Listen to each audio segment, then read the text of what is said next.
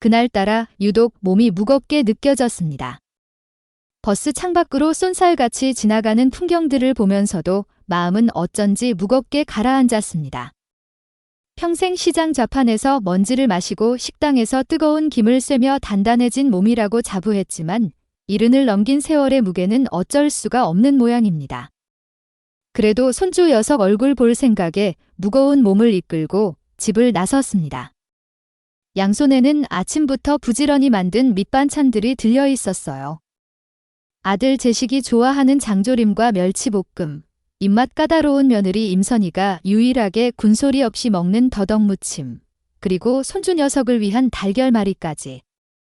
비닐봉지가 손가락을 파고드는 것 같았지만 마음만은 든든했습니다. 아들네 집 초인종을 누르고 잠시 기다리자 문이 열리며 며느리의 뾰로통한 얼굴이 나타났습니다. 어머니 오셨어요. 인사치고는 참 건조한 목소리였지요. 이미 제 양손에 들린 짐들을 본 며느리의 미간이 살짝 좁아졌습니다. 어머니, 또 뭘 이렇게 바리바리 싸들고 오셨어요? 저번 주에 가져오신 것도 아직 냉장고에 그대로 있는데. 그래도 우리 강훈이 좋아하는 달걀말이는 금방 다 먹지 않니? 너희들 저녁은 먹었나 싶어 겸사겸사 들렀지. 제 말에 며느리는 대답 대신 한숨부터 쉬며 저를 안으로 들였습니다. 매번 이런 식의 반응을 마주하는 건 가슴 한구석이 아려오는 일이었습니다. 거실 소파에는 아니나 다를까 아들 녀석이 소파와 한 몸이 되어 누워 텔레비전을 보고 있었습니다. 현관에서 소리가 났으면 당연히 엄마가 왔으리라 짐작할 텐데 녀석은 고개 한번 돌리지 않더군요. 제시가 엄마 왔다. 제가 먼저 말을 건네고 나서야 녀석은 느릿느릿 고개를 돌려 왔어 하고 짧게 대꾸할 뿐이었습니다. 아들에게 살가운 인사를 기대하는 건 아니지만 평생 저 아들 하나 보고 살아온 어미 마음에 찬바람이 스치는 건 어쩔 수 없었습니다. 저는 익숙하게 부엌으로 가 양손 가득 들고 온 반찬통들을 식탁 위에 올려놓았습니다.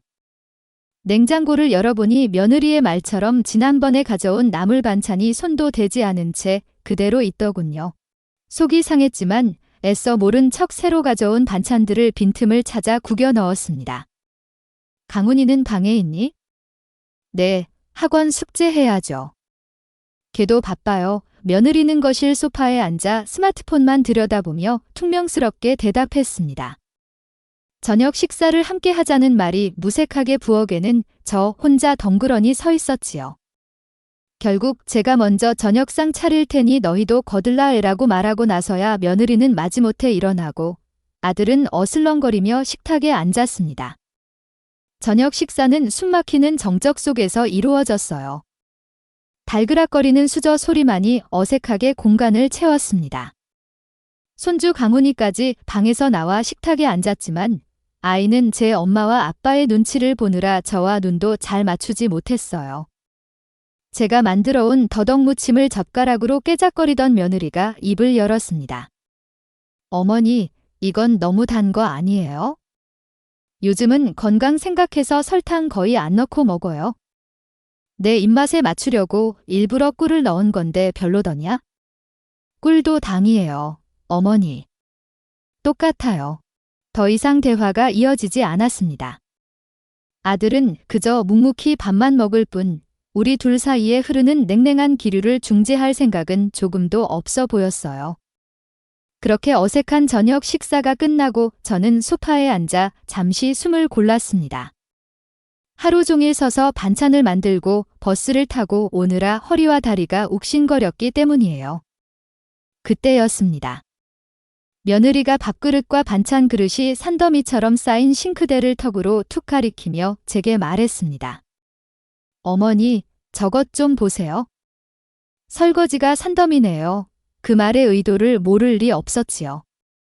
저더러 치우라는 무언의 압박이었습니다. 온몸에 피가 싸늘하게 식는 기분이었어요. 하지만 저는 평생 자식 앞에서 싫은 소리 한 번 제대로 못하고 산 사람이었습니다. 이번에도 화를 꾹 누르고 좋게 말하기로 마음먹었지요. 알았다. 내가 잠깐 허리가 아파서 그러니 딱 10분만 앉아있다가 치울게. 허리를 조금 펴고 싶었을 뿐입니다. 하지만 며느리의 다음 말은 제게 비수가 되어 날아왔습니다. 지금 바로 하세요. 기름때 굳으면 더 안 닦이는 거 모르세요? 어머니가 어지른 건 어머니가 치우셔야죠. 순간 제 귀를 의심했습니다. 내가 어지른 것이라니요. 온 가족이 함께 먹은 저녁 식사가 어째서 저 혼자 어지른 것이 되는 걸까요? 억장이 무너지는 기분이었습니다. 이 말이 너무 심한 거 아니니? 내가 안 하겠다는 것도 아니고 좀 쉬었다가 하겠다는데 제 목소리가 저도 모르게 떨려 나왔습니다. 그러자 며느리는 기다렸다는 듯이 더 큰 소리로 악을 쓰기 시작했습니다. 뭐가 심해요? 사실을 말한 건데. 맨날 이렇게 음식 싸들고 와서 생색은 다 내시고 정작 뒤처리는 나 몰라라 하시는 거잖아요. 이제 그만 좀 하세요. 지긋지긋하니까 지긋지긋하다. 그 말이 비수가 되어 심장에 정확히 박혔습니다. 온몸에 힘이 쭉 빠져나가는 기분이었어요. 저는 저를 경멸하듯 쏘아보는 며느리와 이 모든 상황을 못 본 척 텔레비전에 시선을 고정한 채 미동도 없는 아들을 번갈아 보았습니다. 그래, 저 아들이 문제였습니다. 제 아들이 저렇게 버티고 있으니 며느리가 저토록 기고만장할 수 있는 것이지요. 제가 아들의 이름을 부르자 녀석은 마지못해 고개를 돌렸습니다. 너는 저 말이 옳다고 생각하느냐? 이 어미가 지긋지긋하다는 저 말이 제 물음에 아들은 잠시 머뭇거렸습니다. 그 짧은 순간 저는 신락 같은 기대를 했던 것 같아요. 그래도 내 아들이니까 마지막에는 내 편을 들어주지 않을까 하는 어리석은 기대 말입니다. 하지만 그 기대는 곧 산산조각이 났습니다. 아, 엄마. 그냥 좀 해줘요. 미선이 말대로 기름때 굳으면 귀찮아지잖아요. 왜 이렇게 일을 시끄럽게 만들어요? 피곤하게 아들의 입에서 나온 말은 제 가슴에 박힌 비수에 소금을 뿌리는 격이었습니다. 며느리와의 다툼보다 아들의 그 무심하고 귀찮다는 말투가 저를 더 깊은 나락으로 떨어뜨렸지요. 피곤하다니. 이 어미는 심장이 찢어지고 있는데 고작 설거지하기가 싫어 피곤하다니요. 모든 것이 선명하게 이해되는 순간이었습니다. 더 이상 이곳에 내가 머물 자리는 없다는 것을, 이들에게 나는 그저 귀찮고 늙고 지긋지긋한 짐일 뿐이라는 것을요. 저는 아무 말 없이 자리에서 일어났습니다. 그리고 소파 위에 두었던 겉옷을 챙겨 입었지요. 제 행동에 당황한 것은 오히려 며느리였습니다. 뭐 하시는 거예요, 어머니? 집에 가야지. 설거지는요? 내가 해라. 이제부터는 너의 집 설거지는 너희가 하려무나. 단호한 제 말에 며느리와 아들의 얼굴이 굳어졌습니다. 아들도 그제야 소파에서 몸을 일으키더군요. 엄마, 왜 그래? 또 그냥 그거 하나 해주면 될 걸 가지고 그래. 그거 하나, 너에게는 고작 그거 하나겠지만 내게는 내 인생 전부를 부정당하는 일이었다. 이제는 나도 좀 쉬어야겠다. 너희들한테서 저는 뒤도 돌아보지 않고 현관으로 향했습니다. 신발을 신는 제 등 뒤로 며느리의 악에 바친 고함이 들려왔습니다. 가세요. 다시는 오지 마세요. 반찬 같은 거 싸들고 와서 사람 피곤하게 하지도 마시라고요. 제가 현관문을 열고 나가려 하자 며느리는 제 팔을 잡아 문 밖으로 세게 떠밀기까지 했습니다. 힘없이 밀려난 저는 차가운 복도 바닥에 넘어질 뻔했지요. 쾅! 제 등 뒤로 현관문이 무정하게 닫혔습니다. 문 하나를 사이에 두고 안과 밖은 완전히 다른 세상이 되었습니다. 저는 잠시 그 자리에 멍하니 서 있었습니다. 눈물은 나지 않았어요. 대신 평생 느껴보지 못한 차갑고 단단한 분노가 발끝에서부터 차올랐습니다. 너희가 그토록 바라니 다시는 너희를 피곤하게 만들지 않으마.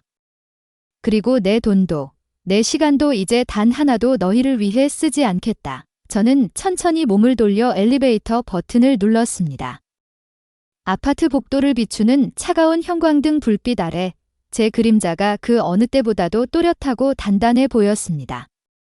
그날 저는 아들 집에서 무자비하게 쫓겨났습니다.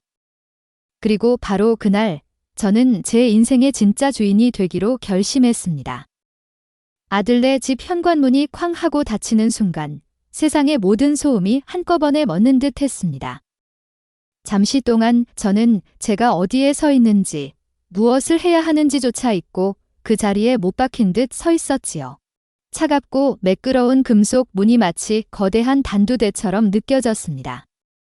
내 지난 수십 년의 헌신과 사랑이 저 문 하나를 사이에 두고 완벽하게 잘려나간 기분이었어요. 등 뒤에서 들려온 며느리의 마지막 고함, 다신 오지 마시라는 그 말이 귓속에서 윙윙거리며 메아리쳤습니다. 천천히 몸을 돌렸습니다. 엘리베이터의 붉은 숫자가 느릿느릿 바뀌고 있었습니다. 그 숫자를 보고 나서야 저는 이곳을 떠나 집으로 돌아가야 한다는 사실을 깨달았습니다. 발걸음을 옮기는데 다리가 후들후들 떨려왔어요. 금방이라도 주저앉을 것 같았지만 이를 악물고 버텼습니다. 지금 이 자리에서 무너지는 모습을 그 누구에게도, 특히 제 자신에게 보여주고 싶지 않았기 때문이에요. 엘리베이터를 타고 1층으로 내려오는 짧은 시간이 영원처럼 느껴졌습니다. 거울에 비친 제 모습은 참으로 볼품이 짝이 없더군요. 손주 녀석이라도 볼까 싶어 나름 신경 써서 빗은 머리는 군데군데 헝클어져 있었고 좋은 옷을 입고 간다며 꺼내 입은 외투는 구김이 가 있었습니다. 무엇보다 제 얼굴에 떠오른 그 표정이 가장 낯설었어요. 슬픔도 분노도 아닌 모든 것이 끝나버린 사람의 텅 빈 표정. 저는 거울 속의 늙은 여자에게서 황급히 시선을 돌렸습니다. 아파트 단지를 벗어나 버스 정류장으로 향하는 길은 유난히 멀게 느껴졌어요. 화려한 조명으로 빛나는 아파트 창문들을 올려다보았습니다. 저 수많은 불빛 아래에는 저마다의 온기와 이야기가 있겠지요. 하지만 방금 전 제가 나온 저 15층의 불빛은 이제 저와 아무런 상관이 없는 것이 되었습니다. 제 손으로 장만해준 집, 제 아들의 보금자리라고 믿었던 곳이었습니다. 하지만 그곳은 보금자리가 아니라 저를 집어삼키려 했던 짐승의 아가리 같은 곳이었어요. 정류장 의자에 앉아 버스를 얼마나 기다렸는지도 몰랐습니다. 머릿속에서는 방금 전의 일들이 쉴 새 없이 재생되고 있었습니다. 어머니, 손발 없으세요? 라며 비아냥대던 며느리의 목소리. 엄마, 그냥 좀 해줘 라며 짜증내던 아들의 얼굴. 그 두 사람의 모습이 번갈아 떠오르며 심장을 헤집었습니다. 서러운 마음이 들지 않았다면 거짓말이겠지요. 하지만 그보다 더 큰 것은 차갑게 식어버린 분노와 함께 찾아온 기이한 해방감이었습니다. 그래, 이제 끝났다. 지긋지긋한 희생과 기대의 끈을 내가 아니라 그들이 먼저 끊어주었구나. 차라리 잘된 일인지도 모른다는 생각까지 들더군요. 버스가 도착하고 맨 뒷자리에 몸을 실었습니다. 창밖으로 스쳐 지나가는 서울의 야경은 화려했지만 제 마음에는 조금의 위로도 되지 않았습니다. 문득 제 주머니 속에서 딱딱한 것이 만져졌습니다. 꺼내보니 제 이름이 새겨진 낡은 도장이었어요. 집을 나서기 전 혹시나 은행에 들를 일이 생길까 싶어 무심코 챙겨 나온 것이었죠. 저는 그 도장을 가만히 손에 쥐었습니다. 19살에 처음으로 통장을 만들 때 썼던 도장. 남편과 함께 처음으로 우리 이름의 집을 계약할 때 찍었던 도장. 그리고 남편이 떠난 뒤 두 아이를 키우며 지금의 작은 건물을 살 때까지 내 인생의 모든 중요한 순간에 함께했던 도장이었습니다. 이 도장 하나에 제 70평생의 땀과 눈물이 고스란히 담겨 있는 셈이었죠. 그런데 그들은, 제 아들과 며느리는 이 도장의 무게를 알까요? 그저 자신들이 언젠가 물려받을 재산 목록 정도로만 여기고 있겠지요. 제가 평생을 바쳐 쌓아 올린 이 모든 것들을 너무나도 당연한 자신들의 권리로 생각하고 있다는 사실이 새삼 저를 분노하게 만들었습니다. 집에 도착한 저는 불도 켜지 않은 채 현관에 주저앉았습니다. 정적 어린 어둠 속에서 거친 숨을 몰아쉬며 신발도 벗지 않은 채 저는 한참을 그렇게 있었습니다. 그러다 천천히 몸을 일으켜 불을 켰습니다. 낡았지만 제 손때가 묻어 정겨운 집안 풍경이 눈에 들어왔어요. 저는 곧장 안방으로 들어가 장롱 깊숙한 곳에 숨겨두었던 묵직한 나무 상자를 꺼냈습니다. 자물쇠를 열자 그 안에는 제 인생의 기록들이 차곡차곡 쌓여 있었습니다. 제 명의로 된 작은 상가 건물의 등기 권리증, 여러 은행에 나뉘어 예치된 통장들, 그리고 몇 가지 보험 증서까지. 그것들을 하나하나 거실 바닥에 펼쳐 놓았습니다. 그것은 단순한 종이와 숫자의 나열이 아니었습니다. 제 인생 그 자체였습니다. 남편 병원비를 대느라 제식이 대학 등록금을 마련하기 위해 밤낮으로 식당 일을 하던 기억, 돈 아끼려고 찬물에 밥을 말아 김치 하나로 끼니를 때우던 수많은 날들. 그 모든 시간이 파노라마처럼 눈앞을 스쳐 지나갔습니다. 이 모든 것을 저 오만하고 무례한 며느리와 우유부단한 아들에게 넘겨주기 위해 제가 이렇게 살아온 것이 아니었습니다. 그들은 제게 설거지 하나를 시키며 제 존재의 가치를 하찮게 만들었지만 저는 이 종이들 위해서 제 가치를 다시 확인하고 있었어요. 저는 결코 하찮은 존재가 아니었습니다. 저는 이 모든 것을 제 힘으로 이뤄낸 위대한 생존자였습니다. 그래, 이건 다 내 것이다. 나직이 을조리는 제 목소리가 어둠 속에서 단단하게 울렸습니다. 이제 단 한 푼도 너희들을 위해 쓰지 않을 것이다. 그 결심을 굳히는 순간 갑자기 머리가 핑 하고 도는 기분이 들었습니다. 극심한 분노와 배신감이 한꺼번에 몰려온 탓인지 아니면 온종일 긴장했던 몸이 이제야 탈이 난 것인지 알 수 없었어요. 식탁 의자에 잠시 앉아 숨을 고르려 했는데 눈앞이 점점 흐려지며 세상이 기울기 시작했습니다. 어지러움과 함께 가슴에 묵직한 통증이 찾아왔습니다. 마치 거대한 바위가 제 가슴을 짓누르는 듯한 압박감이었습니다. 저는 의자에서 그대로 바닥으로 쓰러지고 말았습니다. 차갑고 딱딱한 거실 바닥에 부딪히자 천장의 형광등이 여러 개로 번져 보이며 일렁였습니다. 팔을 뻗어 바로 옆 식탁 위에 놓인 전화기를 잡으려 했지만 손가락 끝에 힘이 들어가지 않았습니다. 몸이 제 몸 같지 않았어요. 이대로 죽는 건가? 평생을 악착같이 살아왔는데 결국 이렇게 아무도 없는 집에서 외롭게 죽음을 맞는 건가? 그런 허망한 생각이 들더군요. 그런데 그 순간 제 머릿속에 아들과 며느리의 얼굴이 떠올랐습니다.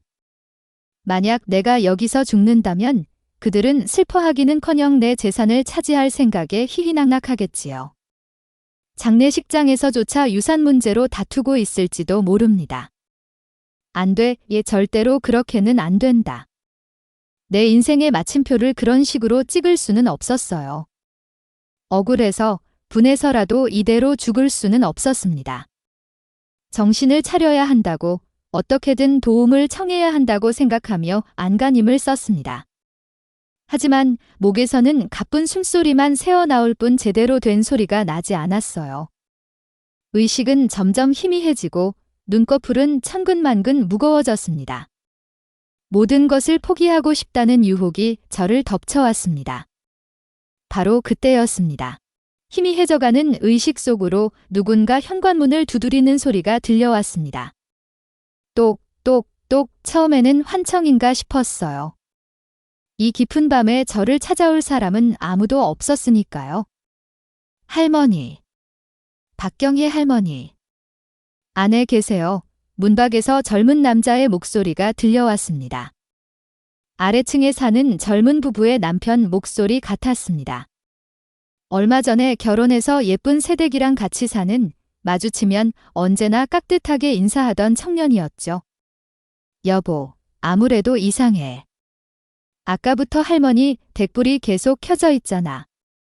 새벽에 쿵 하는 소리도 들린 것 같고 이번에는 젊은 여자의 목소리가 들렸습니다. 아래층 새댁의 목소리였어요. 저는 어떻게든 대답을 하려고 입을 뻐끔거렸지만 아무런 소리도 나오지 않았습니다. 그저 제발 문을 열고 들어와 달라고 속으로 외칠 뿐이었죠. 할머니, 저희 그냥 들어가 볼게요. 실례하겠습니다. 다급한 목소리와 함께 현관문 디지털 도어록의 버튼 누르는 소리가 들렸습니다. 다행히 저는 비상 상황을 대비해 경비실과 아래층 부부에게만 현관 비밀번호를 알려준 상태였습니다. 삐리릭하는 소리와 함께 문이 열리고 두 젊은 남녀가 제 시야에 들어왔습니다. 어머, 할머니, 쓰러져 있는 저를 발견한 새댁이 비명을 질렀습니다. 청년은 잠시 놀란 듯 했지만 곧바로 제게 달려와 상태를 살폈습니다. 정신이 거의 없으셔. 여보, 빨리 119에 신고해. 빨리. 알았어. 아내에게 다급하게 외친 청년은 제 머리를 조심스럽게 자신의 무릎 위에 올려놓고는 제 손을 꼭 잡았습니다. 그의 손은 크고 따뜻했어요. 그는 계속해서 제게 말을 걸었습니다. 할머니, 정신 좀 차려보세요. 괜찮으세요? 구급차 금방 올 거예요. 조금만 참으세요. 저는 그 청년의 얼굴을 희미하게 바라보며 이것이 꿈이 아니라는 사실에 안도했습니다. 피 한 방울 섞이지 않은 남이나 다름없는 젊은이들이 지금 내 곁을 지키고 있었습니다. 그들의 진심 어린 걱정이 담긴 목소리를 들으며 저는 까무룩 정신을 잃고 말았습니다. 눈을 떴을 때 제 눈에 가장 먼저 들어온 것은 새하얀 천장이었습니다. 코를 찌르는 소독약 냄새와 규칙적으로 삐삐거리는 기계음이 들려왔어요. 제가 병원이라는 사실을 깨닫기까지는 그리 오랜 시간이 걸리지 않았습니다. 몸을 일으키려 했지만 온몸이 솜처럼 무겁고 뜻대로 움직여지지 않았어요. 그때 제 옆에서 부스럭거리는 소리와 함께 누군가 다가왔습니다. 할머니, 정신이 드세요. 익숙하면서도 낯선 목소리였어요. 고개를 돌리자 제 침대 옆 칸이 의자에 꼬박밤을 세운 듯 초췌한 얼굴의 젊은 여자가 앉아 있었습니다. 아래층에 사는 새댁, 강소희 씨였어요. 그녀는 제 손을 조심스럽게 잡으며 금방이라도 울 것 같은 표정으로 저를 내려다보고 있었습니다. 의사 선생님이 고혈압 쇼크 같은 거라고 하셨어요. 조금만 늦었으면 정말 큰일 날 뻔했대요. 저는 말없이 그녀의 얼굴을 바라보았습니다. 피 한 방울 섞이지 않은 남인데 어째서 이 젊은 부부가 밤새 제 곁을 지키고 있었을까요? 내 아들과 며느리는 어디에 있는 걸까요? 궁금했지만 목이 잠겨 말이 나오지 않았습니다. 그런 제 마음을 읽기라도 한 듯 소희 씨가 말했습니다. 남편이 아드님께 연락드렸어요. 곧 오신다고 했어요. 그녀는 그렇게 말하며 따뜻한 물수건으로 제 얼굴을 정성껏 닦아 주었습니다. 마치 친딸이 엄마를 간호하듯 그 손길에는 조금의 망설임도 귀찮아하는 기색도 없었어요. 잠시 후 그녀는 어디선가 보온병을 꺼내오더니 뚜껑을 열어 제게 내밀었습니다. 구수한 냄새와 함께 하얀 김이 피어올랐어요. 직접 쑤어온 쌀죽이었습니다. 아무것도 못 드셨을 것 같아서요. 의사 선생님께도 여쭤봤는데 미음이나 죽은 괜찮다고 하셔서요. 조금이라도 드시고 기운 차리셔야 해요. 그녀는 침대 머리를 살짝 올려 저를 기댈 수 있게 해준 뒤 숟가락으로 죽을 조금 떠서 식힌 후 조심스럽게 제 입가로 가져왔습니다. 저는 그 정성을 마다할 수가 없어 입을 벌렸습니다. 따뜻하고 부드러운 죽이 목구멍을 타고 넘어가는 순간 저도 모르게 눈시울이 뜨거워졌습니다. 어제 저녁 며느리가 던진 지긋지긋하다는 말에 얼음장처럼 차가워졌던 속이 이 따뜻한 죽 한 그릇에 사르르 녹아내리는 기분이었어요. 이것은 단순한 음식이 아니었습니다. 진심 어린 걱정과 위로였지요. 그렇게 죽을 반 그릇 정도 비웠을 때 병실 문이 거칠게 열리며 아들 재식과 며느리 임선희가 들어왔습니다. 아들은 저를 보자마자 엄마, 괜찮아? 라고 묻긴 했지만 그 얼굴에는 걱정보다는 당황과 짜증이 뒤섞여 있었습니다. 며느리는 아예 노골적으로 인상을 찌푸린 채였어요. 어머니는 왜 사람을 이렇게 놀라게 하세요? 저희도 바쁜 사람들인데 새벽부터 이게 무슨 소란이에요? 안부를 묻는 것이 아닌 원망 섞인 타박이었습니다. 밤새 저를 간호한 소희 씨가 옆에 있다는 사실조차 아랑곳하지 않는 뻔뻔함이었죠. 소희 씨는 당황한 표정으로 자리에서 일어나 인사를 했지만 며느리는 눈길 한 번 주지 않았습니다. 그래서 의사는 뭐래요? 병원비는 얼마나 나온대요? 아들이 물었습니다. 저는 대할 기운도 없어 눈을 감았습니다. 그들이 궁금한 것은 제 건강 상태가 아니라 이 상황을 수습하는 데 드는 비용과 시간뿐이라는 것을 똑똑히 알 수 있었어요. 제 친목의 아들은 답답했는지 간호사실로 가버렸고 병실에는 저와 며느리 그리고 어쩔 줄 몰라 하는 소희 씨만 남았습니다. 며느리는 혀를 차며 말했습니다. 그러게 어제 설거지만 곱게 하셨어도 이런 일 없었잖아요. 고집은 부리셔가지고 결국 이 사달을 만드시네요. 또 모든 것이 제 탓이라는 말이었습니다. 제 목숨이 경각에 달렸던 순간조차 그녀에게는 그저 제 고집 때문에 벌귀찮은 사건일 뿐이었죠. 그 말을 듣는 순간 소희 씨의 죽으로 겨우 따뜻해졌던 제 속이 다시 얼어붙는 것 같았습니다. 제가 무슨 말을 하기도 전에 옆에 서 있던 소희 씨가 참다 못해 입을 열었습니다. 저기기, 사모님. 할머니는 정말 위급한 상황이셨어요. 그런 말씀은 너무, 사모님. 그리고 그쪽은 누대 참견이에요. 우리 집안일에 끼어들지 말고 비켜요. 며느리는 소희 씨를 벌레 보듯 쏘아붙였습니다. 소희 씨의 얼굴이 하얗게 질리더군요. 저는 그런 소희 씨의 손을 가만히 잡았습니다. 더 이상 이 착한 아가씨가 저 때문에 모욕당하는 것을 보고 있을 수는 없었어요. 그만해라. 그리고 이 아가씨한테 함부로 말하지 마라. 이 사람이 내 생명의 은인이다. 제 단호한 목소리에 며느리는 잠시 주춤했지만 이내 코웃음을 쳤습니다. 생명의 은인은 무슨? 어머니 재산 보고 접근한 거 아니에요? 세상에 공짜가 어디 있다고 심하세요, 어머니. 저런 것들이 더 무서운 법이에요. 그때 간호사를 통해 상황을 파악하고 돌아온 아들이 병실로 들어왔습니다. 그리고는 며느리가 뱉은 막말을 못 들었는지 아니면 듣고도 못 들은 척하는 것인지 알 수 없는 표정으로 제게 말했습니다. 의사가 며칠 입원해서 경과를 지켜봐야 하는데 정밀검사도 몇 개 더 해야 하고 그래서 어쩔 거냐? 제 물음에 아들은 당연하다는 듯이 대답했습니다. 뭘 어째? 입원해야지. 간병인이라도 붙여야 하나 오 순간 저는 결심했습니다. 제 인생의 주도권을 되찾기 위한 첫 번째 싸움을 시작하기로요. 아니, 퇴원하겠다. 뭐? 엄마, 의사가 안 된다는 데는데 무슨 소리야? 내 몸은 내가 가장 잘 안다. 그리고 너희같이 성가신 보호자는 필요 없어. 퇴원 수속이나 밟아라. 어머니, 지금 저희한테 화풀이 하시는 거예요? 저희가 뭘 어쨌다고요? 며느리가 소리를 찔렀습니다.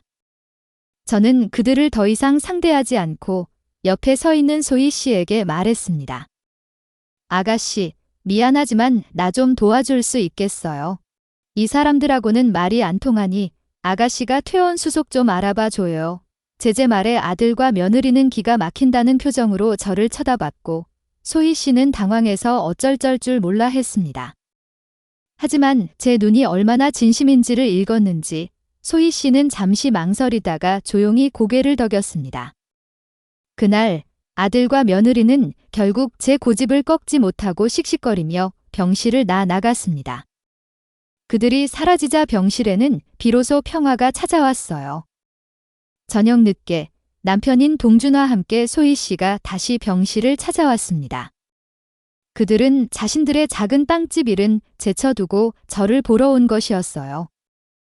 그들의 손에는 과일 몇 개와 따뜻한 보리차가 담긴 보온병이 들려 있었습니다. 할머니, 정말 괜찮으시겠어요? 의사 선생님 말씀대로 며칠 더 계시는 게 동준 씨가 걱정스러운 얼굴로 물었습니다. 저는 그들의 얼굴을 보며 웃었습니다. 너희들이 이렇게 와주니 다 나은 것 같다. 내가 걱정할 게 아니라 너희들 걱정을 해야지.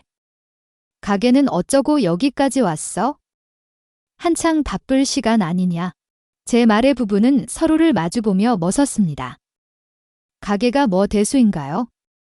할머니 건강이 먼저죠. 소희 씨가 말했습니다. 저는 잠시 눈 감고 그들의 목소리를 들었습니다. 그들의 대화에는 저를 이용하려는 계산도, 저를 귀찮아하는 기색도색도 없었어요. 그저 순수한 걱정과 인간적인 온기만이 가득했습니다. 잠든 척 가만히 누워있는데 부부가 나누는 작은 곤거림이 들려왔습니다. 여보, 우리 가게 월세 날도 다가오는데 어떡하지? 할머니 간병이라도 하도 하려면 며칠 가게 문 닫아야 할지도 모르는데 동준 씨의 걱정스러운 목소리였습니다. 어떻게 하긴. 어떻게든 되겠지? 사람 목숨보다 중요한 게 어디 있어. 할머니 저렇게 혼자 계신데 우리가 모른 척하면 벌소희 씨의 단호한 대답이었습니다. 저는 그 말을 듣는 순간 가슴속에서 무언가 단단한 것이 자리를 잡는 것을 느꼈습니다. 그래, 내 남은 인생과 재산은 바로 이런 사람들을 위해 써야 하는 것이었다.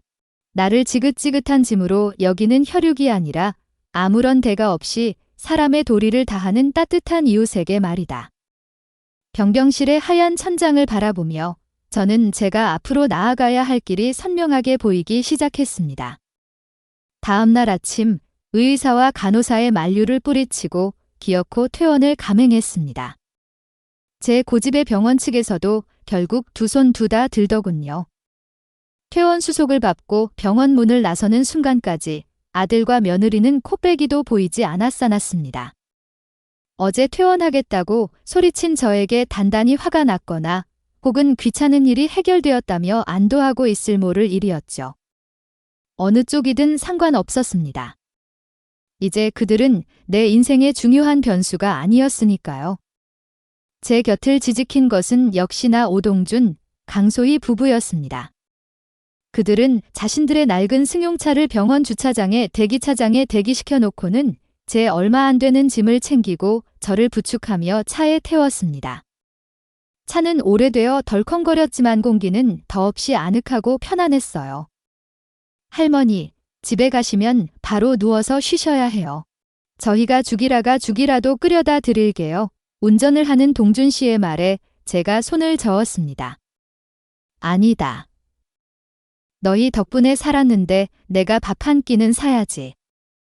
병원 근처에 괜찮은 식당이 있으니 그리로 가자꾸나 부긋고 사양했지만 이번에도 제 고집을 꺾지는 못했습니다.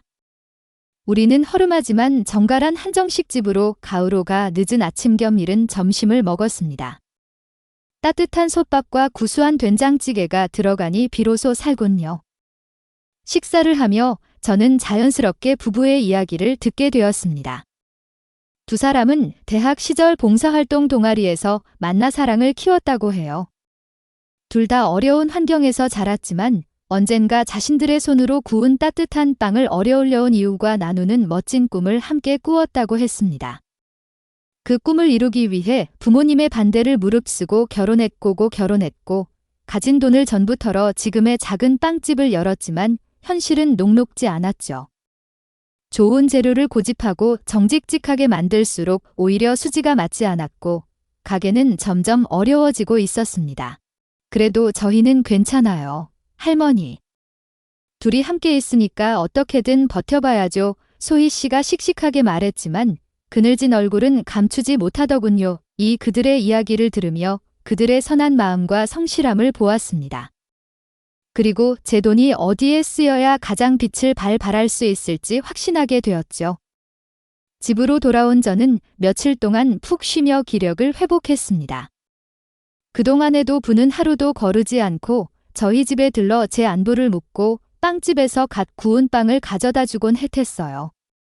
저는 그 빵을 먹으며 조용히 계획을 세웠습니다. 며칠 뒤 몸이 완전히 회복된 저는 외출 준비를 했습니다. 가장 먼저 찾아간 곳은 집 근처에 있는 한 보육원이었습니다.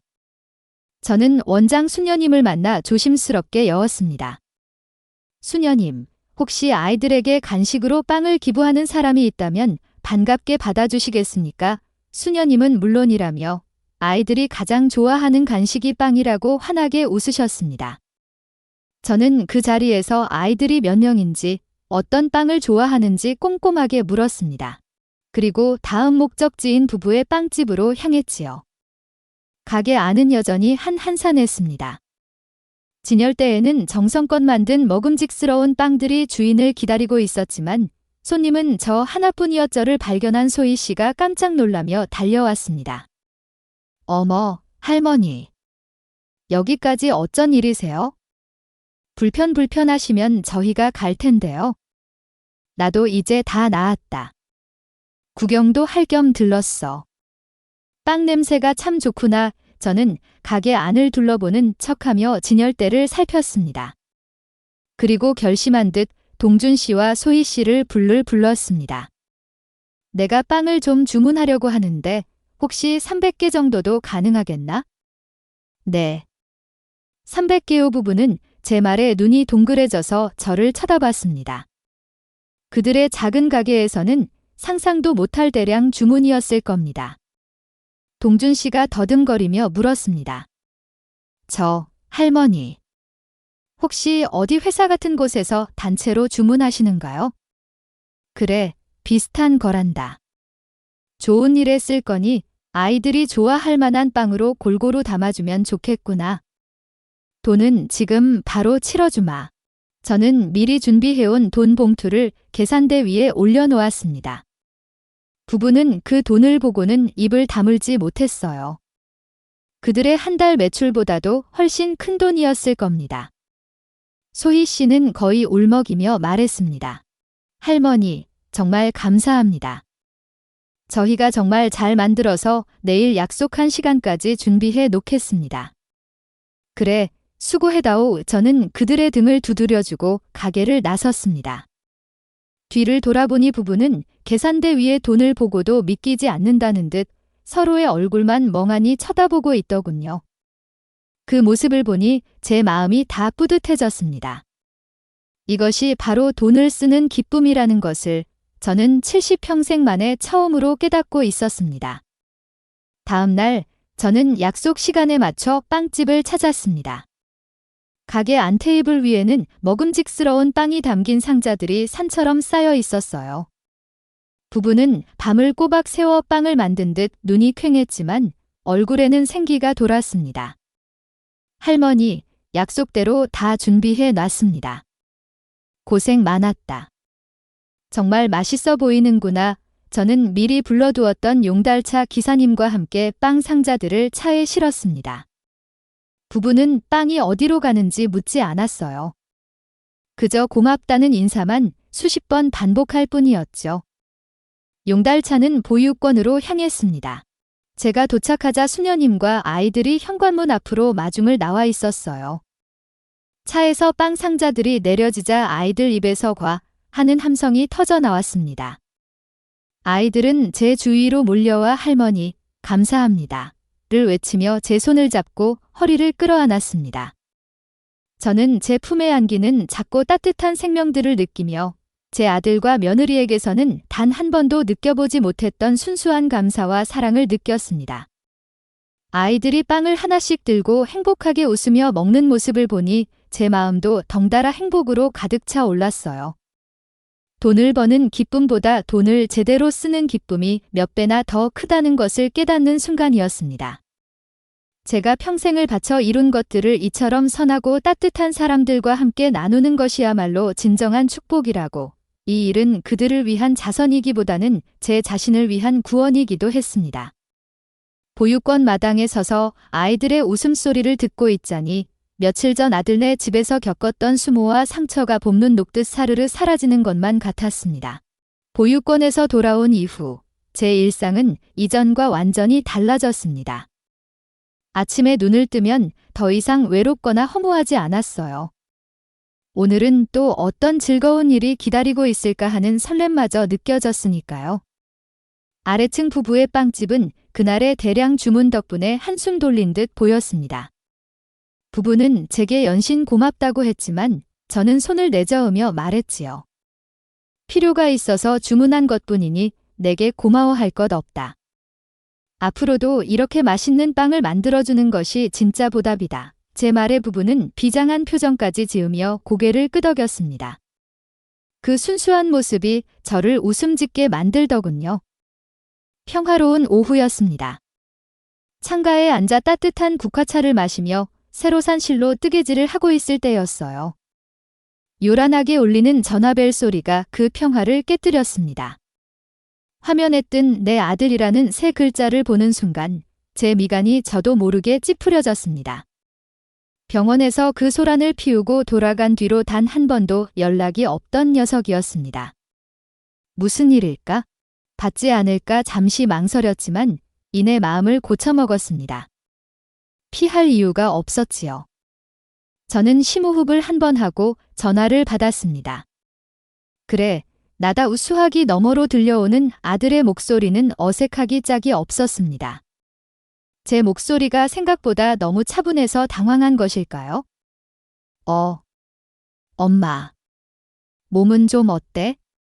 이제 괜찮은 거야? 그래, 괜찮다. 무슨 일이냐? 제 단답형 대답에 아들은 또다시 잠시 말을 멈췄습니다. 수화기 너머로 며느리가 빨리 말해. 옆에서 답답해 죽겠네 하고 속삭이는 소리가 희미하게 들려오는 듯 했어요. 역시나 제 안부가 궁금해서 전화한 것이 아니었지요. 아니, 그게 아니고, 엄마. 다름이 아니라 녀석은 한참을 뜸들이다 본론을 꺼냈습니다. 우리가 지금 사는 집이 너무 좁잖아. 강훈이도 이제 다 컸는데 방이 하나뿐이고. 그래서 말인데, 우리 좀 더 넓은 집으로 이사가면 어떨까 해서. 이사를. 갑자기 무슨 소리냐? 아, 갑자기 아니고. 선이가 예전부터 계속 말했던 거야? 엄마도 알잖아. 그리고 강훈이 학군도 좀 더 좋은 곳으로 옮겨주고 싶고. 여러모로 그게 좋을 것 같아서 참으로 그럴듯한 핑계였습니다. 손주인 강훈이를 위한다는 명분을 내세우면 제가 반대하지 못할 것이라 생각했겠지요. 하지만 저는 그 말 속에 숨겨진 진짜 의도를 너무나도 잘 알고 있었습니다. 그래서 나더러 어쩌라는 거냐? 제 차가운 물음에 아들의 목소리가 조금 커졌습니다. 어쩌라는 게 아니고 엄마가 좀 보태주면 좋겠다는 거지? 우리가 가진 돈만으로는 어림도 없는 거 알잖아. 엄마가 보증금이라도 좀 보태주면 드디어 본심이 나왔습니다. 저는 뜨개질하던 손을 멈추고 창밖을 보았습니다. 파란 하늘에 흰 구름이 유유히 흘러가고 있었어요. 저 구름처럼 제 마음도 이제 그들의 욕심에 얽매이지 않고 자유롭게 흘러가고 싶었습니다. 글쎄다, 저는 나직이 말했습니다. 뭐? 글쎄다니, 그게 무슨 말이야? 요즘 내가 돈을 어디에 써야 가장 보람있고 가치 있을지 생각이 아주 많아졌거든. 그러니 너희 집 이사 문제는 너희 부부가 알아서 하려무나. 나는 좀 더 고민을 해봐야겠다. 제 대답은 아들에게는 상상도 못한 시나리오였을 겁니다. 언제나 자신들의 요구에 군소리 없이 지갑을 열던 어머니였으니까요. 수화기 너머에서는 잠시 아무런 소리도 들리지 않았습니다. 정적이 흐른 뒤 아들의 당황하고 분노한 목소리가 터져나왔습니다. 엄마. 지금 장난해? 그깟 설거지 일로 아직도 뒤끝이야? 우리가 사과라도 해야 해? 알았어. 미안해. 미안하다고. 그러니까 쓸데없는 소리 하지 말고 끊는다. 저는 아들의 말이 채 끝나기도 전에 통화를 종료해버렸습니다. 전화기는 곧바로 다시 울리기 시작했지만 저는 더 이상 받지 않았습니다. 속이 다 후련했습니다. 그래, 이제 시작이다. 내 돈의 새로운 주인을 찾아줄 시간이었지요. 다음 날 저는 수소문 끝에 신뢰할 만하다는 여성 변호사를 찾아갔습니다. 자산관리와 공익재단 설립을 전문으로 한다는 40대 후반에 똑 부러져 보이는 사람이었죠. 최민서 변호사라고 했습니다. 그녀의 사무실은 화려하지는 않았지만 반듯하고 신뢰감이 느껴지는 공간이었어요. 어르신, 어떤 일로 저를 찾아오셨는지요? 최 변호사는 제게 따뜻한 차를 건네며 부드럽게 물었습니다. 저는 잠시 숨을 고른 뒤 제가 이곳에 온 이유를 차근차근 설명하기 시작했습니다. 제 아들과 며느리의 이야기부터 제가 병원에서 쓰러졌던 일, 그리고 아래층 젊은 부부의 선행과 그들의 어려운 사정까지. 제 이야기는 생각보다 길어졌지만 최 변호사는 단 한 번도 말을 끊거나 지루한 기색을 보이지 않고 끝까지 진지하게 들어주었습니다. 제 이야기가 모두 끝나자 그녀는 잠시 생각에 잠기더니 입을 열었습니다. 그러니까 어르신의 뜻은 아드님이 아닌 그 젊은 부부의 꿈을 지원해주고 싶으신 거군요. 단순한 증여가 아니라 그들이 자립해서 성공할 수 있도록 체계적인 후원을 하고 싶으시다는 말씀이시고요. 맞아요. 그 아이들은 충분히 그럴 자격이 있는 아이들이에요. 하지만 제가 법이나 절차에 대해서는 아는 것이 없어서 어리석은 방법으로 오히려 그 아이들에게 짐이 되고 싶지는 않습니다. 제 말에 변호사가 고개를 끄덕였습니다. 아주 현명한 생각이십니다. 르신. 무턱대고 돈을 주는 것은 오히려 독이 될 수 있으니까요. 몇 가지 방법이 있습니다. 첫째는 어르신께서 그 빵집의 공식적인 투자자가 되는 투자 계약을 맺는 것입니다. 가장 깔끔하고 사업적인 방법이죠. 둘째는 아예 어르신 명의로 작은 공익재단을 설립해서 재단의 첫 번째 사업으로 그 빵집을 지원하는 방식입니다. 이건 좀 더 공적인 성격을 띠게 되고요. 저는 잠시 고민했습니다. 재단을 설립하는 것은 너무 거창하게 느껴졌어요. 저는 그저 그 아이들의 꿈을 조용히 응원해주고 싶었을 뿐이니까요. 저는 그저 그 아이들이 성공하는 모습을 지켜보고 싶을 뿐입니다. 제 이름이 드러나거나 일이 시끄러워지는 것은 원치 않아요. 가장 조용하고 확실한 방법으로 하고 싶습니다. 그렇다면 투자 계약 방식이 좋겠습니다. 어르신께서 자본금을 대는 대신 가게에 대한 합당한 지분을 받는 형태죠. 가게에서 발생하는 수익의 일부를 어르신께서 자유롭게 처분하실 수 있지요. 나중에 그 수익금을 다시 재투자하거나 다른 좋은 일에 쓰실 수도 있고요. 무엇보다 이 방식의 가장 큰 장점은 이 투자는 어르신의 온전한 사업 행위이므로 차후에 아드님께서 유류분 반환 청구 소송 같은 것을 제기하더라도 이 투자금에 대해서는 권리 주장을 하기가 매우 어렵다는 점입니다. 최 변호사의 마지막 말에 제 눈이 빛났습니다. 바로 그것이었어요. 제가 원하던 바였죠. 내 아들이 더 이상 내 재산에 대해 자신의 권리를 주장할 수 없도록 완벽한 법적 장치를 마련하는 것, 그렇게 합시다.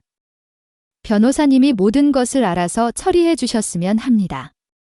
계약서는 최대한 그 아이들에게 유리한 조건으로 작성해 주세요.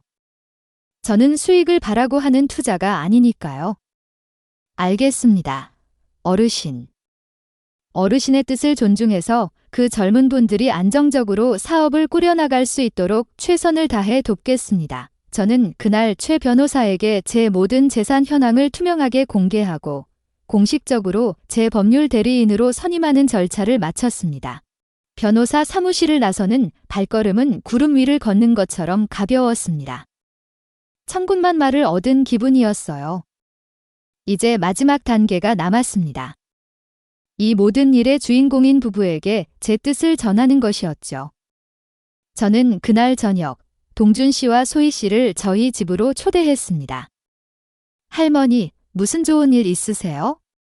얼굴이 아주 환하세요. 소희 씨가 웃으며 말했습니다. 저는 부부를 식탁에 앉히고 제가 직접 끓인 대추차를 대접했습니다.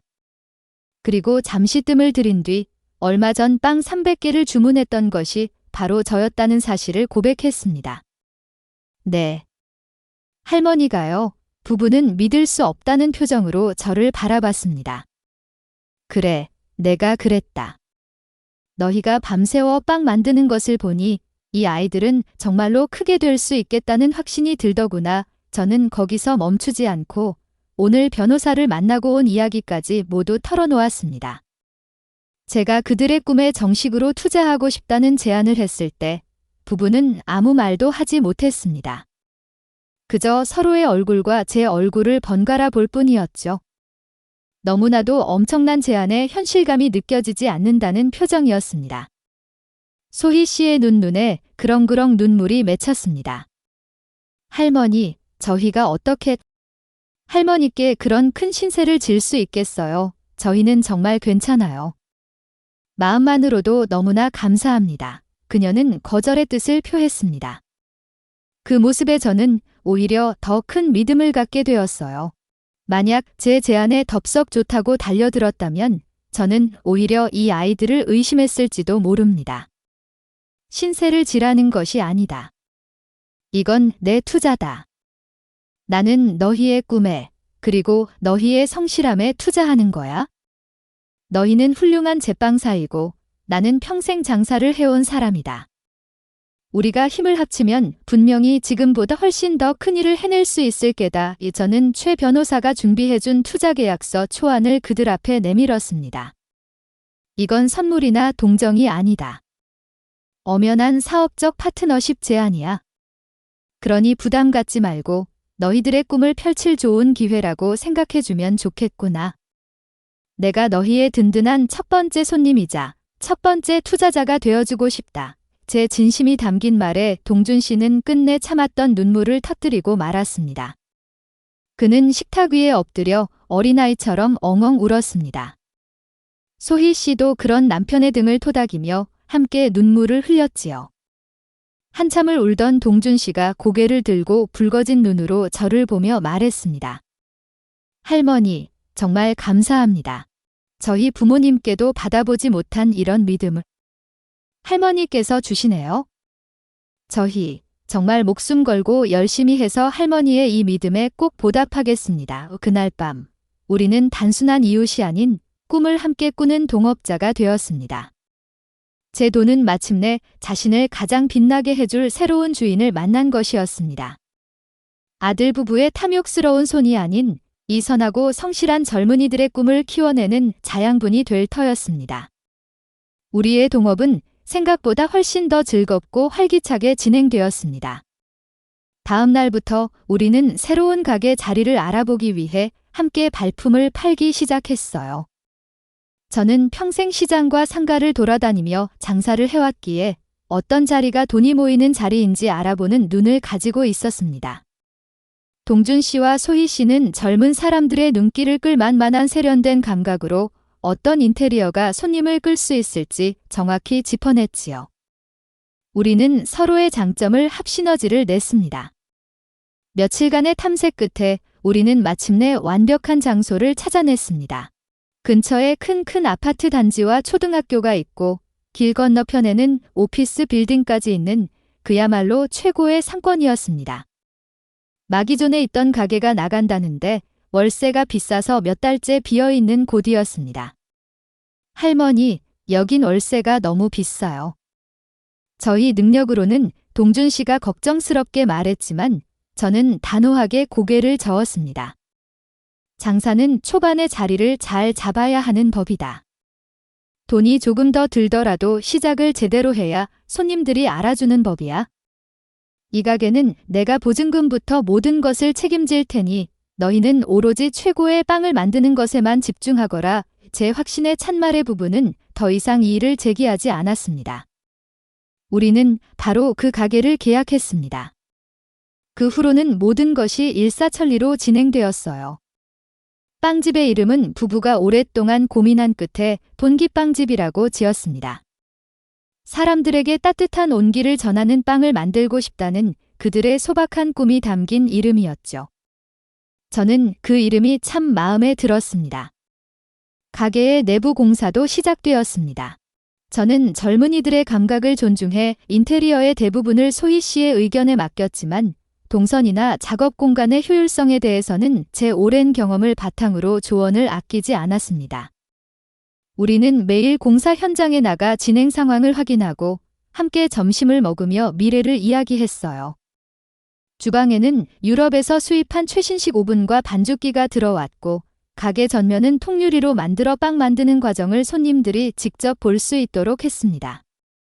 저는 단순한 투자자를 넘어 그들의 든든한 멘토이자 할머니가 되어가고 있었습니다. 소희 씨는 저를 친어머니처럼 따랐고 동준 씨는 적깍듯하게 대표님이라고 부르면서도 무거운 것을 들거나 힘든 일이 있으면 어머니, 이건 제가 하겠습니다. 라며 달려오곤 했지요.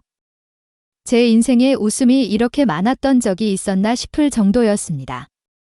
제 아들 제식이를 키울 때도 저는 늘 먹고 사는 문제에 치여 아이와 눈 맞추고 웃어줄 여유가 없었습니다. 뒤늦게나마 저는 이 아이들과 함께 진짜 가족이 되어가는 기쁨을 배우고 있었습니다. 한 달간의 준비 기간이 끝나고 마침내 본기빵집이 문을 여는 날이 되었습니다. 가게 앞은 제가 보낸 화환과 보육원 아이들이 보내온 작은 축하 화분들로 가득 찼어요. 저는 가장 아끼는 고운 한복을 차려입고 부부와 함께 나란히 서서 손님들을 맞았습니다. 동준 씨와 소희 씨는 말끔하게 맞춘 제빵사복을 입고 있었는데 그 모습이 어찌나 대견하고 자랑스러운지 모르겠어요. 온기빵집, 오늘부터 문을 엽니다. 맛있는 빵 드시러 오세요. 우리가 함께 외치자. 지나가던 사람들이 호기심 어린 눈으로 가게 안을 들여다보기 시작했습니다. 오픈 기념으로 시식 행사를 열자 빵을 맛본 손님들 입에서 감탄사가 터져 나왔습니다. 와, 정말 맛있네요. 재료를 정말 좋은 쓰나 봐요.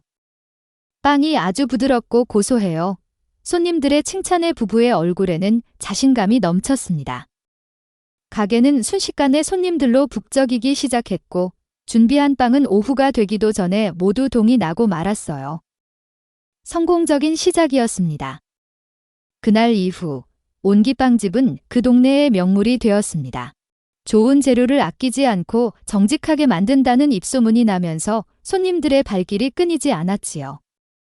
아침에는 출근하는 직장인들이, 낮에는 아이들 손을 잡고 온 엄마들이, 저녁에는 퇴근하는 가장들이 가게를 가득 메웠습니다. 저는 빵을 사러 온 아이들에게는 사탕을 쥐어주며 가게의 마스코트 역할을 톡톡히 했습니다.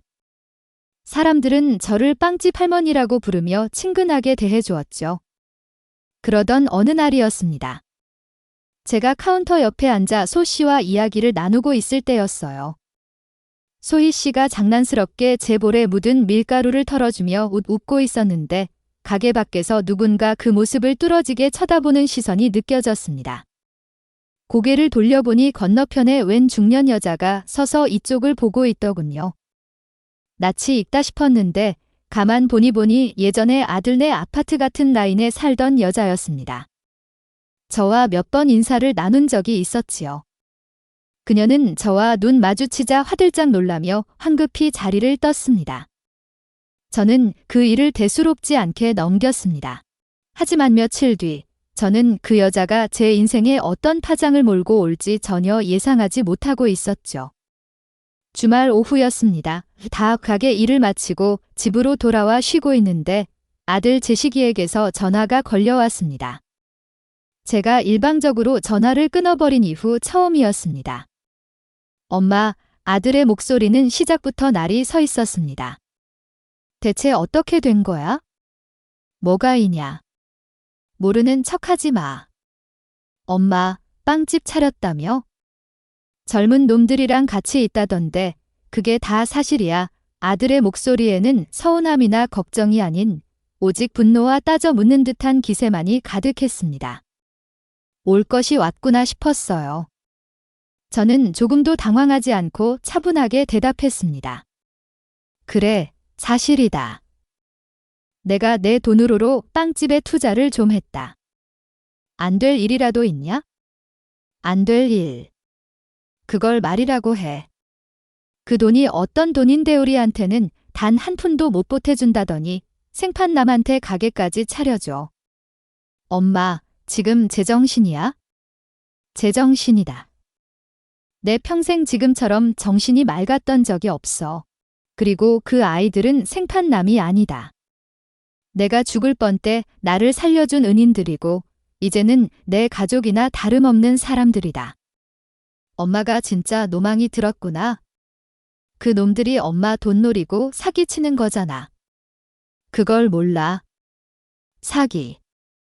너는 내가 평생 사람 보는 눈도 없이 허투루 살아온 줄 아느냐? 사기는 너희 부부가 내게 치려고 했던 것이겠지? 내 돈을 너희 돈인 양 착각하고 내 노후를 너희의 예비 자금으로 여기는 것. 그게 바로 사기다. 아들은 말에 말을 잃었습니다. 당장 그 빵집 그만둬. 그리고 그놈들한테 준 돈 다 회수해. 안 그러면 내가 가만 안 있을 거야. 가만 안 있으면 어쩔 것이냐. 이 어미를 때리기라도 하겠다는 거냐? 엄마. 시끄럽다. 더 이상 할 말 없으니 끊는다. 그리고 다시는 이런 일로 전화하지 마라. 너와는 더 이상 할 이야기가 없다. 저는 다시 한번 단호하게 전화를 끊었습니다. 창밖은 이미 어두워져 있었어요. 저는 캄캄한 창문에 비친 제 얼굴을 보았습니다. 더 이상 그 얼굴에는 초라함이나 공허함이 없었어요. 대신 자신의 것을 지키기 위해 싸울 준비된 단단한 전사의 얼굴이 있었습니다. 폭풍이 몰려오고 있다는 것을 직감할 수 있었지요. 하지만 저는 조금도 두렵지 않았습니다. 이제 제 곁에는 저를 지켜줄 새로운 가족이 있었으니까요. 아들과의 통화 이후 며칠간 놀랍게도 아무런 일이 일어나지 않았습니다. 폭풍 전의 고요함이라는 것을 알면서도 저는 제 일상을 묵묵히 해갔습니다. 아침 일찍 일어나 빵집으로 출근했고 동준 씨, 소희 씨와 함께 웃고 떠들며 손님들을 맞았어요. 그들과 함께하는 시간은 제 마음속에 쌓여가는 분노를 잊게 해주는 유일한 안식처였습니다. 하지만 그 평화는 그리 오래가지 않았습니다. 어느 날 오후, 가게가 한산한 시간이었습니다. 저는 창가에 앉아 꾸벅꾸벅 졸고 있었지요. 그때 가게 문에 달린 작은 종이 딸랑하고 울렸습니다. 반사적으로 고개를 들어둬서 오요 하고 외쳤는데 가게 안으로 들어서는 사람의 얼굴을 보고 저는 그 자리에 얼어붙고 말았습니다. 며느리 임선이었습니다. 그녀는 마치 고급 레스토랑에 온 손님처럼 도도하게 가게 안으로 들어섰습니다. 커다란 선글라스로 얼굴의 반을 가렸지만 저를 향한 경멸과 분노의 시선까지는 가리지 못하더군요. 그녀는 가게 안을 천천히 둘러보았습니다. 마치 값비싼 물건을 감정이라도 하듯 빵 진열대부터 새로 들인 인테리어 소품 하나하나까지 꼼꼼하게 훑어보았어요. 그녀의 시선이 주방에서 빵을 만들 있는 동준 씨와 소희 씨에게 닿았을 때 입가에 비소가 어렸습니다. 여기 커피 한 잔 주주겠어요? 가장 싼 걸로. 그녀는 카운터에 서 있는 저를 향해 턱짓을 하며 말했습니다. 마치 제가 이 가게의 종원이라도 되는 것처럼 말이죠. 저는 아무 말 없이 일어나 커피를 내리기 시작했습니다. 제 뒤에서 그녀가 혼잣말처럼 중얼거리는 소리가 들렸어요. 쥐뿔도 없는 것들이, 가게는 그럴싸하게 꾸며놨네. 늙은이 돈은 무섭다니까. 이렇게 뜯어먹는 것들이 있으니 그녀의 말은 비수처럼 날아와 제 등 뒤에 꽂혔습니다. 주방에 있던 소희 씨가 그 말을 들었는지 하얗게 질린 얼굴로 이쪽을 쳐다보더군요.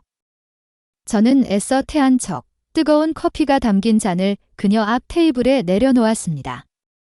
여기 있습니다. 손님. 참나, 손님. 며느리는 선글라스를 벗으며 저를 노려봤습니다. 어머니, 지금 저랑 장난하세요? 여기서 지금 뭐 하시는 거예요? 이런 허드레실이나 하시려고 그 난리를 피우신 거냐고요. 허드레실이라니. 내가 내 돈으로 투자한 내 사업장에서 내가 즐겁게 일하는 것이다. 그게 뭐 문제라도 되느냐? 이게 문제가 아니에요? 어머니 평생 모재산을 저렇게 근본도 모르는 것들한테 다 퍼주고 있잖아요. 저것들이 어머니한테 무슨 짓을 했는지 알아요. 어머니 홀려서 돈 뜯어내는 사기꾼들이라고요. 그녀의 목소리가 점점 커지자 가게 안에 있던 몇 안 되는 손님들의 시선이 우리에게로 쏠렸습니다. 동준 씨와 소희 씨도 주방에서 뛰쳐나왔어요. 사모님. 말씀 너무 심하신 거 아닙니까? 동준 씨가 분을 참지 못하고 소리쳤습니다. 며느리는 그런 동준 씨를 위아래로 훑어보더니 기가 막힌다는 듯 웃었습니다. 아, 사모님. 야, 너 내가 누군지 알아? 이 할머니 아들 부인이야. 법적으로 상속권이 있는 사람이라고. 너희 같은 것들이 어디서 굴러들어와서 남의 재산을 넘봐? 당장 내 어머니 옆에서 떨어지지 못해. 그녀는 거의 이성을 잃고 소리를 지르기 시작했습니다. 가게 안은 순식간에 아수라장이 되었어요. 저는 이 추한 꼴을 더 이상 손님들에게 보일 수 없다고 판단했습니다. 그만해라. 그리고 나를 따라오너라. 할 이야기가 있으면 여기가 아니라 내 집에서 하자. 저는 며느리의 팔을 잡고 가게 밖으로 끌고 나갔습니다. 그리고 동준 씨와 소희 씨에게는 너희는 가게를 보고 있거라 그 한마디를 남겼습니다. 집으로 오는 내내 며느리는 제게 온갖 악담을 퍼부었습니다.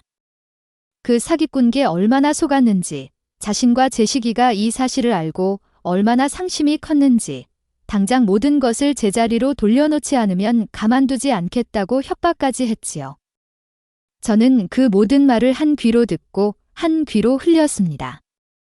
집에 도착하자마자 며느리는 기다렸다는 듯 소파에 주저앉아 다리를 꼬았습니다. 마치 자신이 이 집의 주인이라도 되는 것처럼 행동하더군요. 잠시 후 현관문이 다시 열리고 제 아들 제식이가 헐레벌떡 들어왔습니다. 며느리가 미리 연락을 해둔 모양이었어요. 엄마. 아들은 저를 보자마자 다짜고짜 소리부터 질렀습니다. 대체 어떻게 된 거야? 엄마, 정말 저 사기꾼들한테 속은 거야? 그 돈, 내가 내 사업 자금으로 쓰려고 얼마나 기다렸는데? 어떻게 우리한테 말 한마디 없이 그 돈을? 그건 우리 돈이잖아. 우리 돈, 그 말이 제 귀에 대못처럼 박습니다.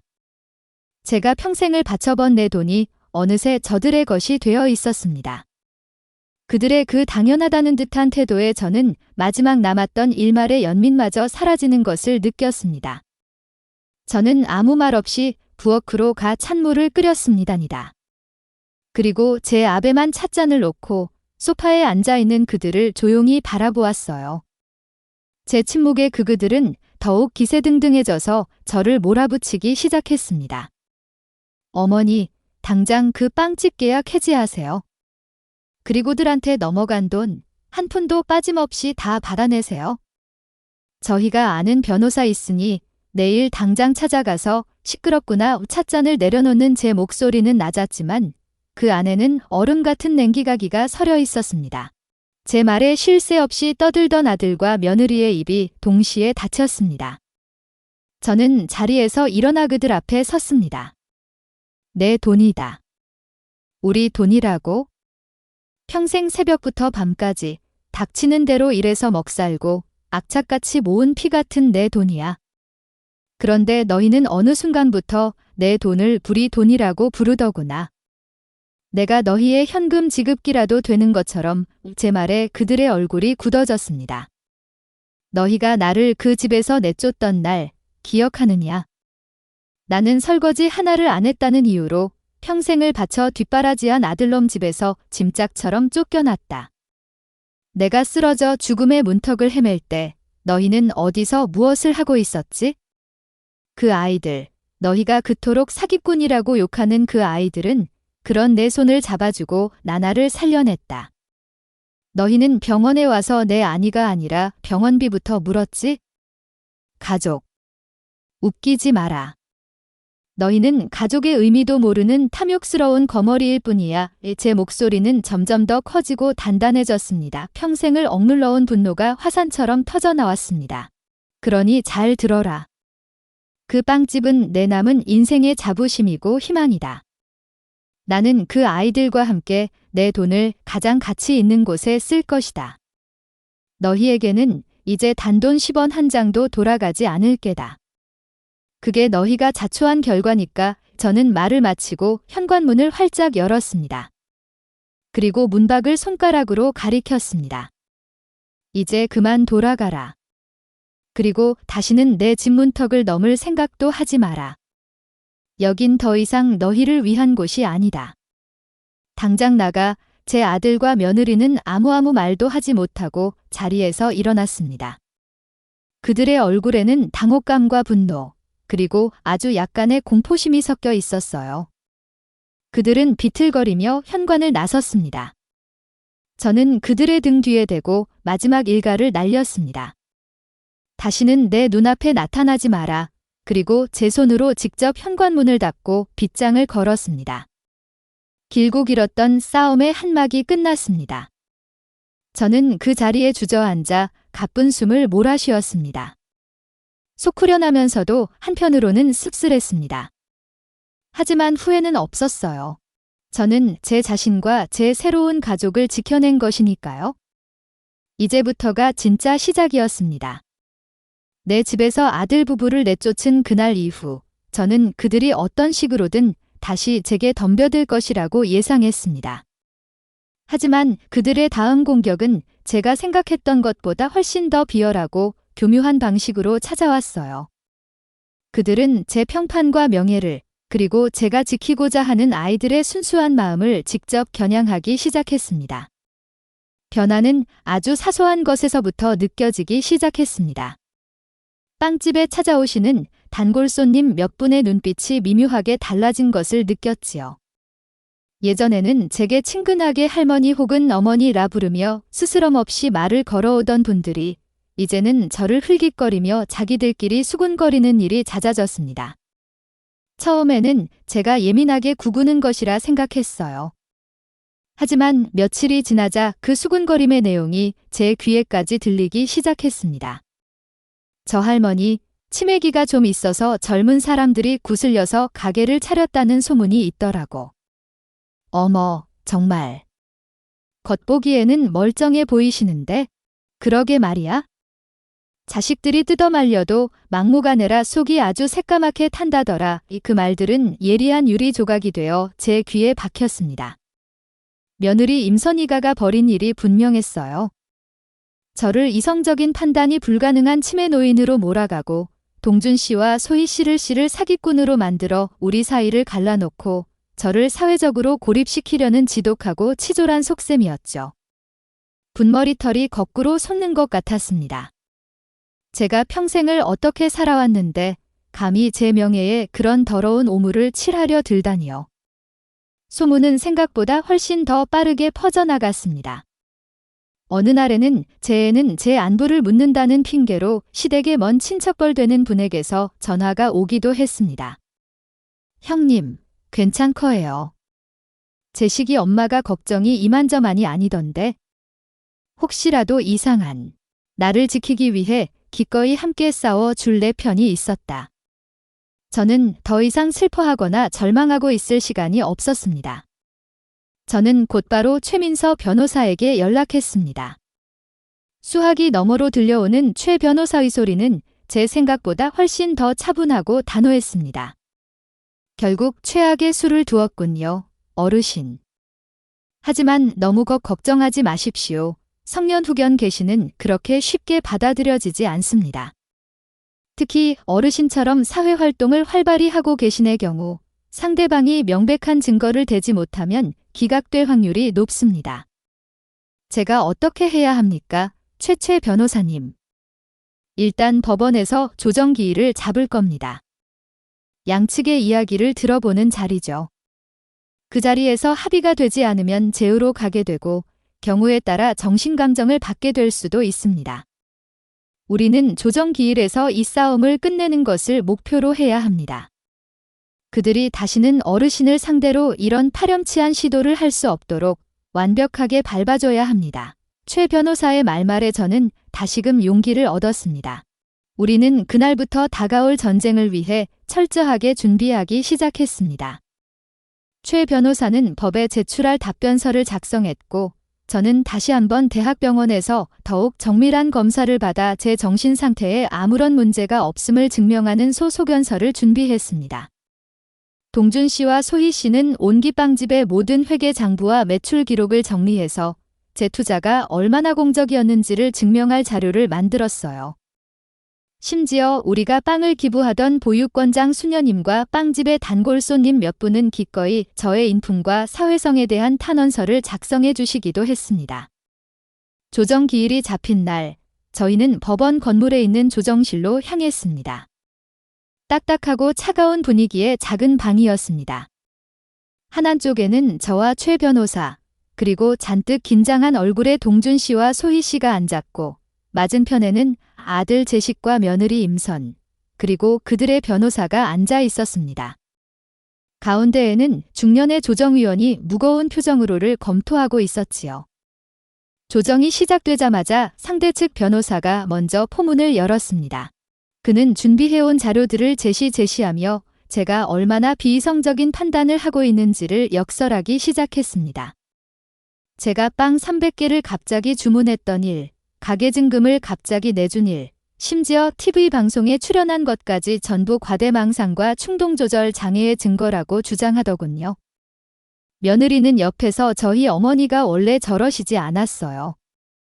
저 젊은 것들이 나타난 뒤부터 이상지셨어요. 라며 눈물 흘리는 연기까지 펼쳤습니다. 그 뻔뻔한 거짓말에 실소가 터져 나왔습니다. 저희희 차례가 되자 최민서 변호사가 조용히 자리에서 일어났습니다. 조정위원님, 지금부터 청구인 측의 주장이 얼마나 악의적이고 허위인지를 증명해 보이겠습니다. 최 변호사는 마치 잘 짜인 각본처럼 우리가 준비한 자료들을 하나씩 차례대로 제시했습니다. 가장 먼저 제 완벽한 정신감정 소견서로 제 판단 능력에 아무런 문제가 없음을 밝혔습니다. 그다음 빵 주문은 보육권 아이들을 위한 순수한 기부였음을 증명하는 원장 수녀님의 감사 편지와 사진들을 보여주었.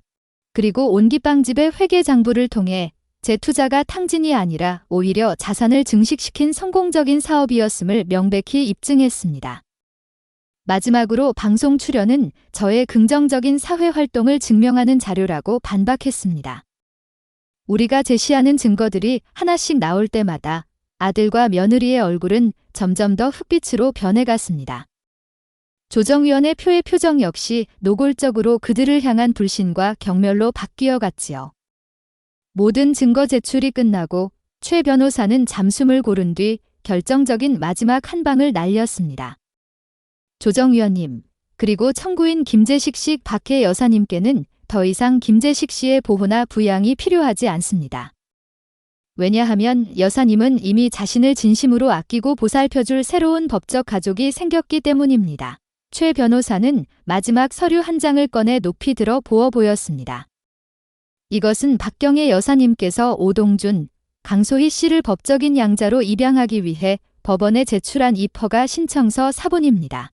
박경혜 여사님은 자신을 정신병자로 몰아 재산을 빼앗으려는 친아들이 아니라 자신을 구하고 새로운 삶의 기쁨을 안겨준 이 두 사람을 새로운 자녀로 선택하셨습니다. 따라서 아들 김재식 씨가 제기 성년후견 개시 청구는 그 명분과 실리를 모두 잃었으므로 마땅히 기각되어야 할 것입니다. 양 그 단어가 조정실 안을 가득 채웠습니다. 모든 것이 끝났습니다. 아들 재식은 마치 망치로 머리를 맞으는 듯한 표정으로 멍하니 저를 쳐다보았고 며느리 임선은 이게 무슨 소리야. 말도 안 돼 하고 비명을 질렀습니다. 조정위원은 더 이상 들을 것도 없다는 듯 차가운 목소리로 말했습니다. 청구인 측의 주장은 근거가 심히 부족하고 오히려 청구의 목적이 불순하다고 판단됩니다. 이 조정은 불성립으로 종결하고 재판부에 청구 기각 의견을 강력히 전달하겠습니다. 그것은 저의 완전한 승리를 선언하는 판결결이나 다름없었습니다. 저는 자리에서 일어나 넋이 나간 채 앉아있는 아들을 마지막으로 한 번 쳐다보았습니다. 그의 눈에는 더 이상 탐욕이나 분노가 아닌 모든 것을 잃어버린 자의 공허함만이 남아있었습니다. 저는 그를 향해 아무런 말도 하지 않았습니다. 그 어떤 말보다 이 비참한 현실이 더 큰 벌이 될 수는 없을 테니까요.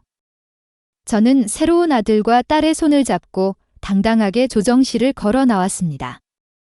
차갑고 어두운 법정 복도를 걸어 나오자 눈부신 햇살이 우리를 따뜻하게 맞이했습니다. 길고 길었던 싸움은 마침내 이렇게 막을 내렸습니다. 법원에서 아들 부부의 파렴치한 시도를 완벽하게 꺾어버린 그날, 우리는 집으로 돌아와 조촐한 축파티를 열었습니다. 소희가 정성껏 차린 저녁상 앞에서 우리는 그동안의 마음고생을 털어내며 오랜 만에 실컷 웃고 떠들었지요. 더 이상 우리를 괴롭힐 장애물은 없다는 해방감의 음식은 그 어느 때보다도 달게 껴졌습니다.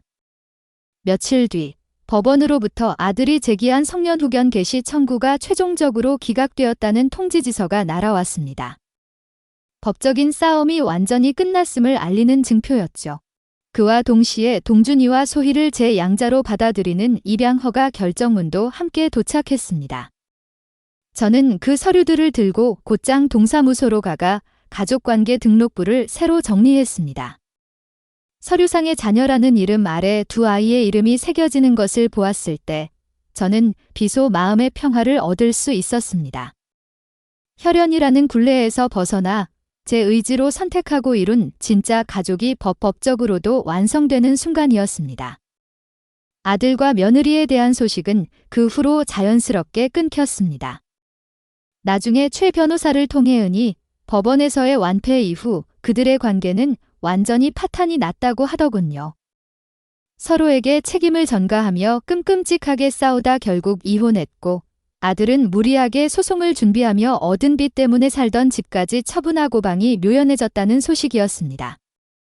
그들은 자신들의 탐욕이 만들어낸 결과 속에서 허우적대고 있겠지요. 저는 더 이상 그들을 생각하지 않기로 했습니다. 제 인생은 이제 그들이 아닌 오롯이 저와 제 새로운 가족들의 행복으로 채워나가 했으니까요. 시간은 물처럼 평화롭게 흘러갔습니다. 온기빵집은 멀리서도 찾아오는 착한 빵빵집으로 이름을 알렸습니다. 우리는 사업이 커지는 만큼 사회의 온기를 나누는 일에도 소홀히 하지 않았어요. 지역의 독거노인들에게 매주 따뜻한 빵을 배달하는 일도 시작했습니다. 누군가에게 베푸는 삶이 이토록 큰 기쁨을 주는지 저는 하루하루 새롭게 배워가고 있었습니다. 그러던 어느 화창한 봄날이었습니다. 제 인생에 눈부신 햇살 같은 소식이 찾아왔어요. 소희가 조심스럽게 제 손을 잡으며 떨리는 목소리로 임신 사실을 알려온 것이었습니다. 그을 듣는 순간 저는 세상을 다 가진 것처럼 기뻐서 소희를 부둥켜 안고 눈물을 흘렸습니다. 제게 새로운 손주주가 하늘이 내려준 가장 큰 선물이 찾아온 것이었죠. 제 친손주인 강훈이는 며느리의 등살에 마음껏 사랑해주지도 못했는데 그 모든 사랑을 배로 갚아줄 기회가 온 것이었습니다. 임신 기간 동안 저는 제 인생의 가장 행복분주한 시간을 보냈습니다. 입덧하는 딸을 위해 좋다는 음식을 구해다 나르고 태교에 좋다며 함께 음악회를 찾아다녔습니다. 서툰 솜씨로나마 아기 옷과 이불을 직접 만들며 태어날 생명을 기다리는 설렘으로 하루하루를 보냈냈어요. 제가 그토록 바라왔지만 이전에는 결코 누려보지 못했던 할머니로서의 진짜 행복이었습니다. 그리고 마침내 길긴 기다림 끝에 온유가 세상에 태어났습니다. 분만실 앞에서 동준이와 함께 발을 동동 구르며 기다리던 그 시간. 마침내 간호사의 품에 안겨 나온 작고 붉은 아기를 처음 보았을 때의 감동 저는 평생 잊지 못할 겁니다. 공주님입니다. 할머니. 한번 안아보세요. 떨리는 팔로 아기를 받아 안았습니다. 제 품에 쏙 들어오는 작고 따뜻한 생명의 무게, 꼬물거리는 작은 손가락과 새근새근 내쉬는 숨결. 저는 그 작은 얼굴에서 눈을 뗄 수가 없었습니다. 이 아이를 만나기 위해 제가 그 모든 시련을 겪었나 봅니다. 제 모든 상처가 이 작은 생명의 온기 앞에 눈 녹듯 사라지는 기적이었습니다. 온유가 태어 저희 집은 아이의 웃음소리로 가득 찼습니다. 저는 기저귀를 갈고 목욕을 시키고 이유식을 만들어 먹이며 서툴지만 행복한 할머니의 일과를 보냈습니다. 온유가 처음으로 제게 두 팔을 벌리며 한미 하고 달려와 안기던 날의 감격은 세상 무엇과도 바꿀 수 없는 것이었지요. 어느덧 온유가 3살 되던 해의 가을 저녁이었습니다. 우리는 빵집 일을 마치고 다 함께 집으로 돌아와 저녁상에 둘러앉았습니다. 온유는 제 무릎에 앉아 고사리 같은 손으로 밥을 떠먹고 있었고 그 모습을 보며 동준이와 소흐뭇하게 미소 짓고 있었죠.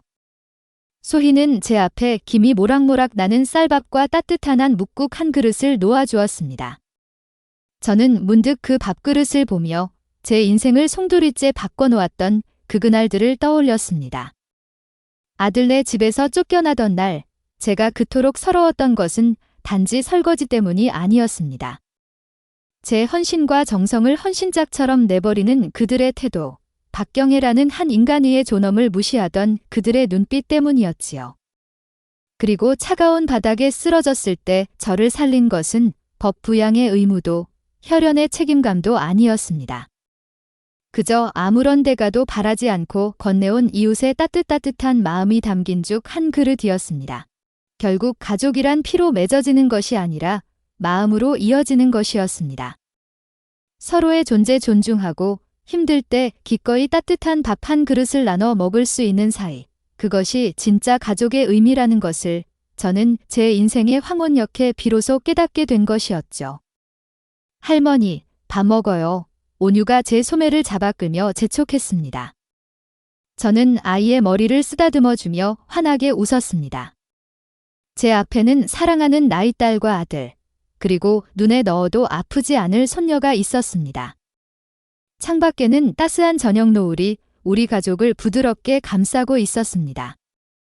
길고 힘들었던 인생의 설거지는 모두 끝이 났습니다. 그리고 이제 제 앞에는 세상상 그 무엇과도 바꿀 수 없는 행복하고 따뜻한 저녁상이 차려져 있습니다.